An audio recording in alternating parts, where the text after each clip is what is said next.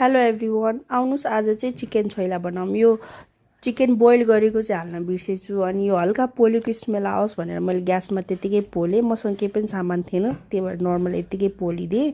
अनि चिकन काटेँ, प्याज, अदुवा लसुनको पेस्ट, टमाटरको पेस्ट, अनि धनियाँ र हरियो लसुन। टमाटर चाहिँ काँचो टमाटर मसिनो चप गरेर हालेको। यो चाहिँ ड्याडीको स्टाइलमा चिकन छोइला बनाउँदैछु, किनकि यो काँचो टमाटरमा ओरिजिनल एमएसजी हुन्छ भन्नुभएको थियो ड्याडीले, अनि त्यही भएर मिठो पनि हुन्छ।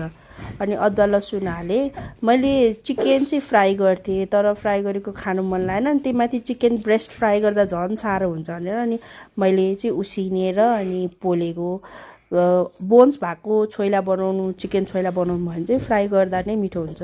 मलाई चाहिँ फ्राई गरेकै मिठो लाग्छ। अनि यसलाई चाहिँ मजाले मुस्ने, अदुवा लसुन हालेँ, तेल, तोरीको तेल, मेथी र बेसारले झार्ने, अनि मजाले मुसेर पेस्ट जस्तो भइसकेपछि बल्ल अरू सामान चाहिँ एड गर्नु होला। यसलाई मजाले मुस्नुहोस् हातले, अनि यो पेस्ट जस्तो हुन्छ। अनि यसमा अलिकति चिल्ली फ्लेक्स पनि हालिदिनु। यो चाहिँ भुटेर मैले आफैले बनाएको चिल्ली फ्लेक्स हो। अचेल म धेरै पिरो खाँदिनँ, त्यही भएर थोरै मात्रै चिल्ली फ्लेक्स हालेँ। अनि यतिको पेस्ट भएपछि अब अरू सामान हाल्नुहोस्। चिकन हाल्नुहोस्, अनि प्याज, अनि हरियो लसुनको पत्ता, धनियाँ सबै हालेर यसलाई मजाले मोल्नुहोस्।